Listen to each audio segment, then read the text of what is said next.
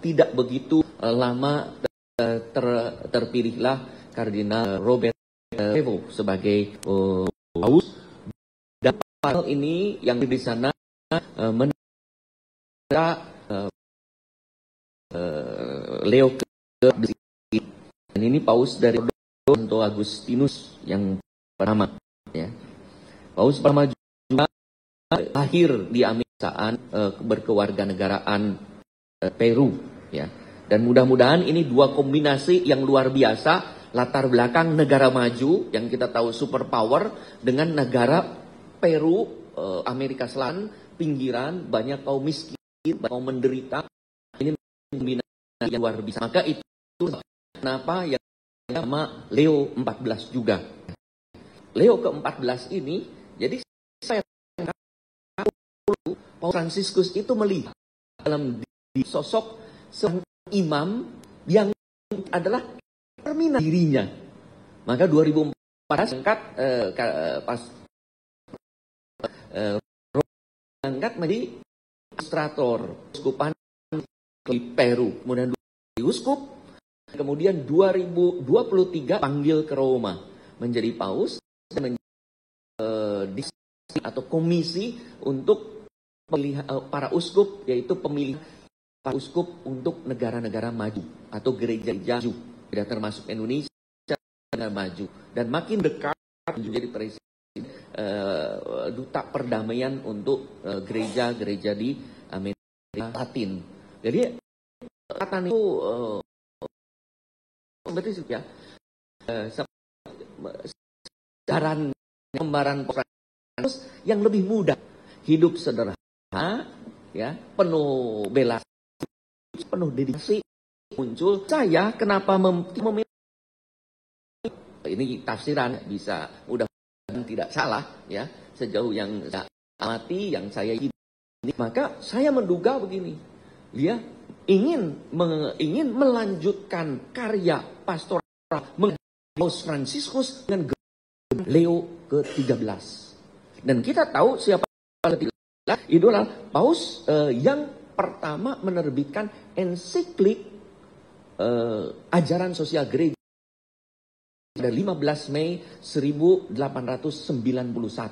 yang kemudian menjadi dasar ajaran-ajaran sosial gereja setelah ajaran sosial gereja yang sekarang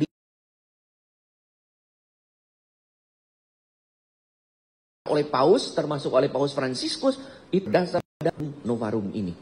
Dan gebrakannya luar biasa kalau kita perhatikan itu sepanjang situasi 1891 itu sama ada dialami segini dengan kompleksitas lebih rumit. Maka hal ini tidak hanya diatasi dengan gebrakan moral, tetapi ikatan ritual, kasih dan berasa. Maka Paus pertama tampil mengatakan damai sejahtera bagi kalian semua. Kata-kata siapa? Ini kata yang dipakai yang disampaikan oleh Yesus pertama muncul di ruang ketika para murid Yesus yang sedang mengalami down karena dunia seakan-akan kacau semua. Yesus andalannya wafat. Yesus damai sejahtera bagi kamu, memberi harapan. Seakan-akan mengajak juga kepada kita, mari dalam situasi sepisah krisis moral, krisis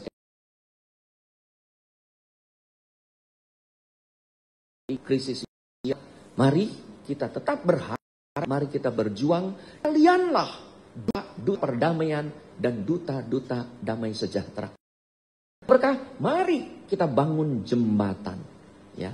Begitu jalan, mari kita berjalan bersama kembali, ya, berjalan bersama. Maka kemarin dalam perayaan Ekaristi pertama bersama dengan para kardinal, sebelum menyampaikan khotbah dalam bahasa Itali, beliau menyampaikan pengantar dalam bahasa Inggris, mengajak para bapak kardinal, mari para bapak kardinal berjalanlah bersama dengan saya. Saya bisa berjalan sendiri.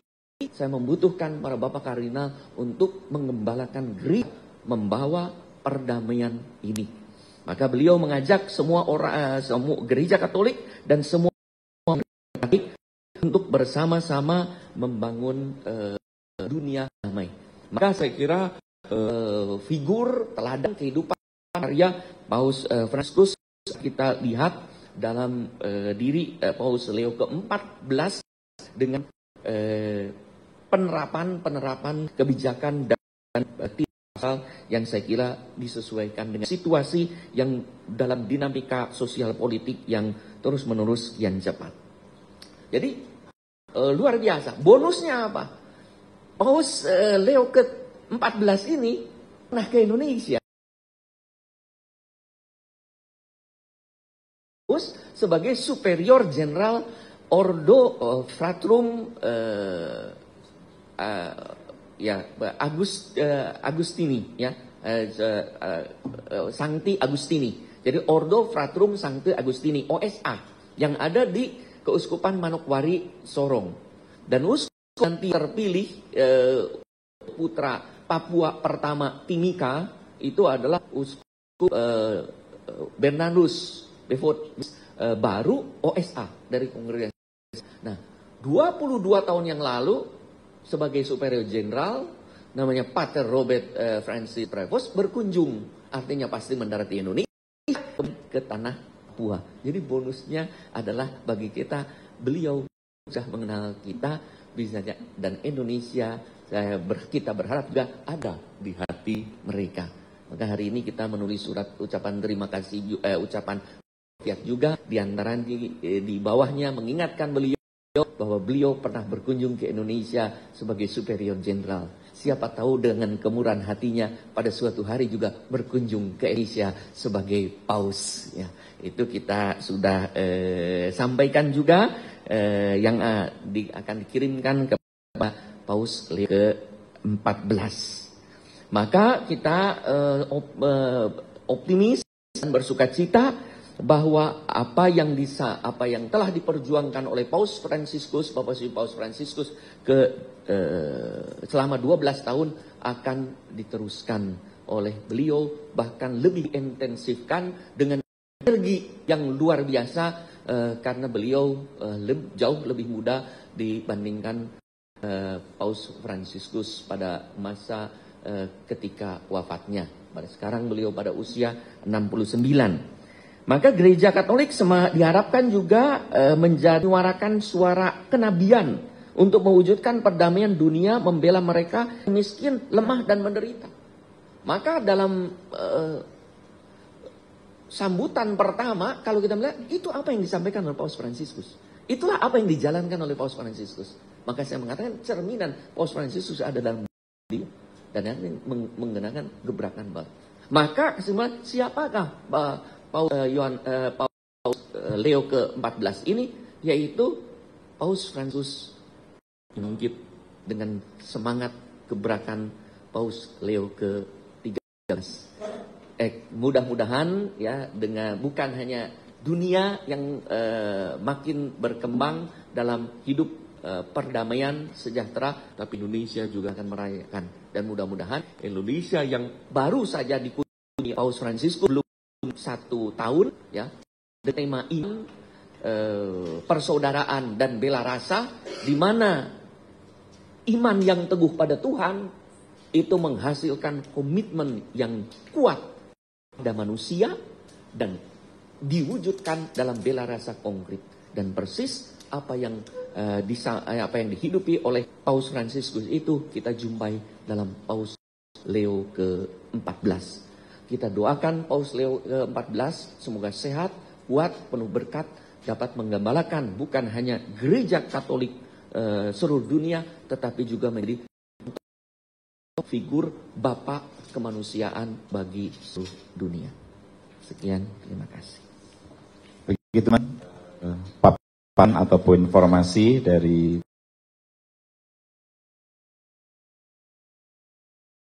Indonesia terkait dengan terpilihnya Paus Leo ke-14. Buka termin untuk pertanyaan supaya tidak lupa satu-satu dulu ya. Ya, Mas.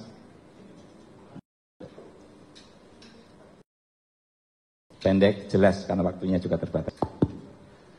Terima kasih. Saya Manuel Dapaloka dari tempusday.id. Pertama, saya melihat figur kedua paus, yakni Paus Fransiskus dan Paus Leo ke-14 adalah yang sederhana, dekat dengan orang miskin. Paus Fransiskus di Buenos Aires sangat dekat dengan Vilas Miserias. Demikian pula Paus Leo ke-14 dekat dengan masyarakat miskin di Peru. Kita tarik ke Indonesia sekarang. Pertanyaan saya, bagaimana Gereja Katolik Indonesia bawa semangat atau spirit kedua paus ini untuk merevitalisasi semangatnya untuk melayani orang miskin di Indonesia, tidak hanya miskin dalam arti materi, tetapi juga miskin dalam spiritualitas. Salah satu contoh miskin spiritualitas adalah semakin merajalanya korupsi. Ini merampas orang miskin, kata Paus Fransiskus. Bagaimana menghadapi ini semua? Saya kira kebijakan-kebijakan dan teladan itu akan disampaikan secara umum dan kita pimpinan para uskup yang menerapkan dalam kehidupan sehari-hari. Lebih dari itu sebetulnya umat sendiri dengan masyarakat bersama-sama yang mengatasi persoalan-persoalan sosial termasuk kemiskinan ini.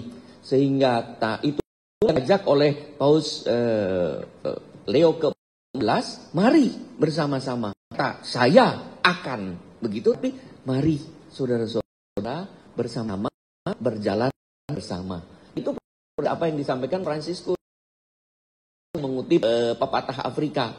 Kalau jalan cepat jalan sendiri, tapi lelah tidak akan bertahan lama. Tapi kalau mau mencapai tujuan berjalan bersama, kita bisa berjalan sampai jauh, sampai lama mencapai tujuan. Ya, dan itulah yang disampaikan oleh Leo ketika ini juga suatu kerendahan hati beliau bahwa menjadi paus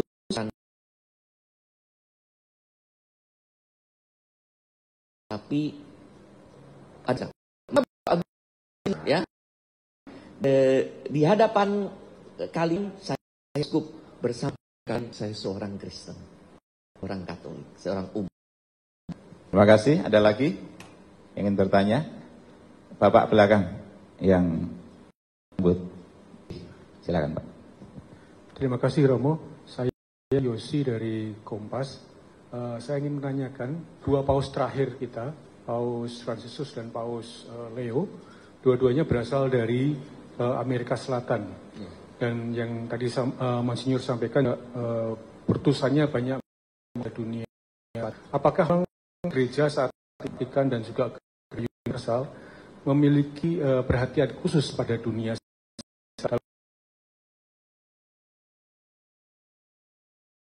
politik global? Terima kasih.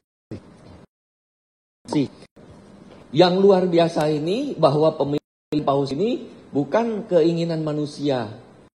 Ya, kalau kita ingat itu waktu Daud dipilih dari kakak-kakaknya itu, semua kan memilih, oh pasti orang ini nih, pasti ini yang dipilih oleh Tuhan. Jadi apa yang dilihat Tuhan bukan apa tetapi apa yang ada dalam hati yang tidak kelihatan oleh Tuhan. Jadi memilih paus ini jatah dari daerah mana, ini arah mana. Tapi siapa yang paling cocok untuk gereja dan seluruh dunia ini? Maka Paus Leo ke-14 yang kebetulan lahir di Amerika lalu menjadi berkewarganegaraan Peru. Jadi tidak ada plot.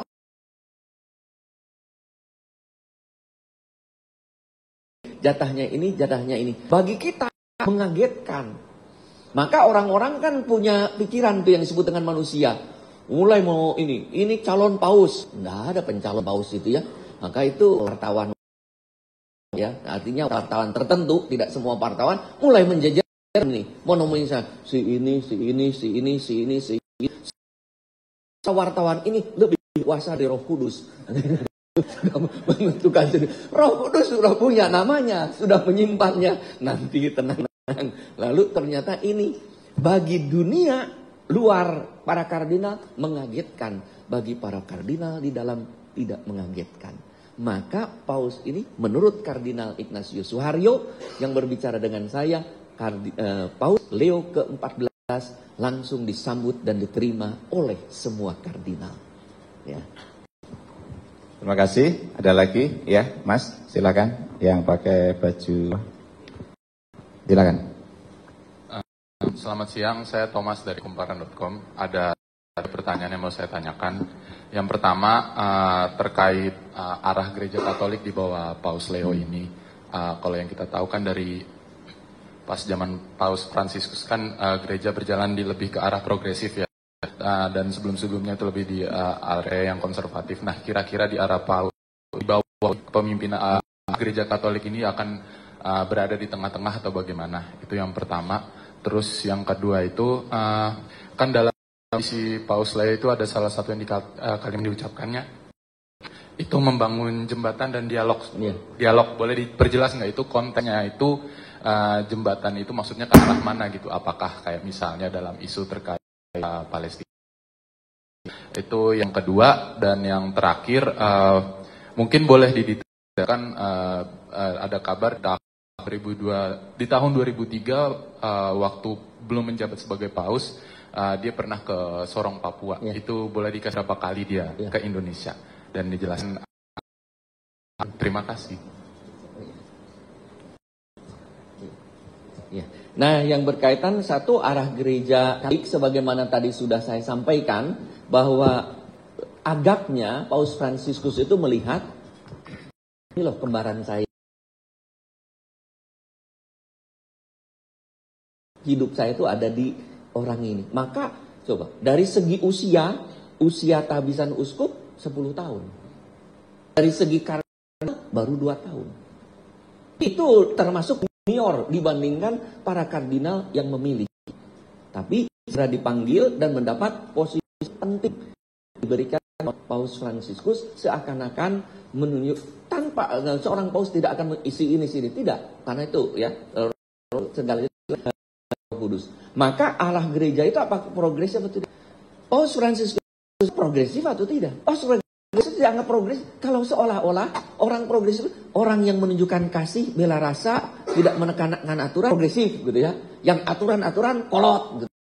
Nah, Paus Fransiskus beberapa kali bilang, saya itu tidak aneh-aneh. Saya itu hanya mau menerapkan keputusan-keputusan Konsili Vatikan kedua. Baca dokumen-dokumen Konsili Vatikan. Itulah yang sekarang sedang saya jalan. Nah, itu beberapa yang tidak terwujud. Saya mencoba mana yang belum diwujudkan dalam peraturan. Lalu orang progresif. Padahal Konsili Vatikan kedua lah yang membuat loncatan besar untuk gereja. Sehingga yang menekankan belas kasih Allah hadir damai sejahtera di antara kita. Tembok, kalau kita lihat sejarahnya tembok. Paus mengungkapkan jembatan-jembatan itu kalau kita ingat wartawan cek ya. Kemudian saya tidak berita di Amerika bangun ada berita tembok yang membatasi supaya para imigran tidak masuk. Maka daripada membangun tembok lebih baik membangun jembatan. Nah, ini kan soal persoalan orang miskin, orang yang mensutik, orang yang lari yang secara legal tapi tidak bisa melanggar, maka dibangun tembok jembatan dialog, mereka lari, barulah persoalan itu. Nah karena itu ya, bukan yang betul pernah ke Sorong tahun 2003 sebagai Superior Jenderal OSA, yaitu pimpinan tertinggi.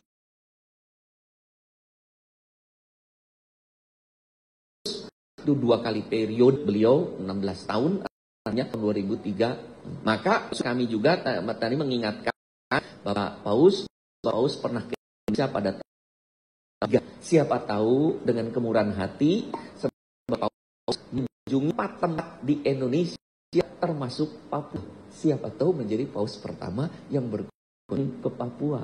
Tapi kan itu harapan dan doa kita gitu ya. Terima kasih.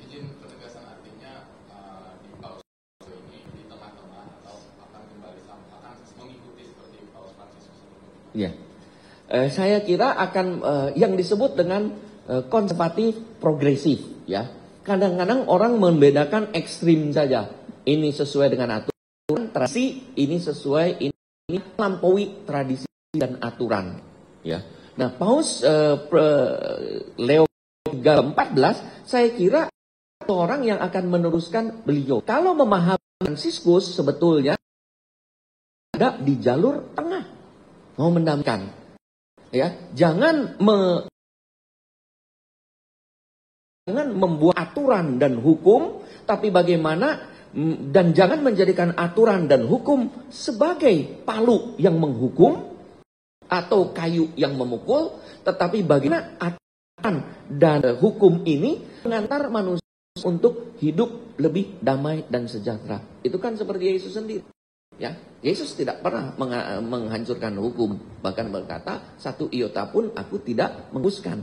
Ya, bahkan dia mengatakan ini yang harus manusia untuk bukan hukum manusia untuk hukum, tapi hukum untuk manusia. Masih ada lagi? Ya, Mbak Cerita. Perkenalkan, saya Ervana dari Tempo. Kita semua tahu kalau dunia itu berbahagia karena sudah memiliki paus baru. Tetapi Paus Leo ini kan sempat ada di pusat versi, di mana beliau ini sempat dinilai gagal untuk membuka investigasi terhadap kasus kekerasan seksual, ya. Dan itu bagaimana melihat ini dan ke depannya, kan ini juga banyak yang mengkritik dan khawatir gitu, karena beliau sempat berada di pusaran kontroversi itu. Gimana Monsinyur melihat ini? Terima kasih. Pertama, memang saya belum pernah mendengar, baru mendengar sekarang ada pusaran itu, ya. Tidak tahu apakah betul atau tidak. Sama waktu Paus Fransiskus juga itu waktu dipilih lalu berkata dulu ada persoalan berkaitan dengan keselamatan para anggota Yesus, ya, berkaitan dengan kekerasan, membalakannya. Jadi lalu ada itu juga dulu. Betul, tapi mudah-mudahan salah, ya, tidak begitu. Seandainya betul, tidak apa-apa. Ya, justru sebagai paus ini bukan kekuatan manusia. Paus bukanlah manusia superpower, bukan Superman. Paus adalah seorang Kristen, seorang murid Kristus yang dipilih menjadi gembala dan akan membuat kekuatan dan daya dari Paus pertama. Petrus seorang nelayan yang tanpa berdaya, pernah mengkhianati, pernah menyangkal Yesus 3 kali. Tetapi dialah yang menyatakan engkaulah Mesias. Maka para paus yang adalah pengganti Petrus, para uskup itu pengganti rasul, ya. Tinggal dipilih rasulnya siapa, asal jangan Yudas saja, ya. Tinggal dipilih rasul dari 11 itu, ya, lalu dengan Matius. Itu sedangkan paus itu adalah pengganti Petrus. Kami itu para uskup pengganti rasul-rasul penerus. Nah, Petrus saja itu sebenarnya, tapi Petrus itu yang mengantar itu pengakuan. Maka yang diharapkan dari seorang paus adalah meneguhkan gereja bahwa Yesus Tuhan adalah Mesias. Ya. Lalu Yesus Tuhan yang Mesias itu dipraktekkan dalam kehidupan menggereja, sosial masyarakat dan kebangsaan, di mana Yesus tergerak hatinya oleh belas kasih. Jadi kalaupun ada kekurangan, kita tidak khawatir, Roh Kudus akan meneguhkan dan menguatkan. Dulu juga Petrus kan kenapa menyangkal Yesus? Takut mati. Tapi setelah Pentakosta dia berani mati. Sampai dalam Kisah Para Rasul 5:29 dia berkata, daripada taat kepada manusia, saya akan lebih taat kepada Allah. Dengan kata lain, saya lebih baik mati. Padahal dulu takut mati, ya. Tapi sekarang, nah, jadi jangan khawatir, Mbak, ya. Jadi siapapun, ya, yang terpilih itu bukan pilihan manusia, pilihan Allah melalui tangan-tangan manusia. Jadi kita juga berterima kasih kepada para kardinal yang luar biasa mendengarkan suara Allah hingga orang yang paling di gereja dan dunia saat ini. Masih ada lagi teman-teman jurnalis? Siap. Cukup? Baik. Terima kasih. Terima kasih kepada Bapak Uskup Anton, para rekan